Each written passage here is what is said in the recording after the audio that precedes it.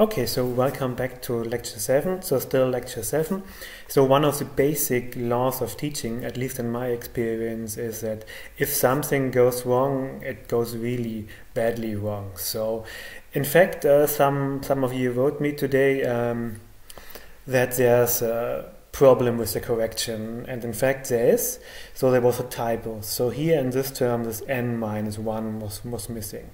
So the probability that we are on the rectangles R1 up to Rn minus 1 is Q, and here we have this rectangle R star n, which we get from the base strip and cutting off the tail. And well, the weight here needs to be the remainder which is missing to 1, and here we have Q times n minus 1, so here we need to have 1 minus n minus 1 times Q. Well, and that's the correction, and I hope this will be the last mistake in the cigarette method.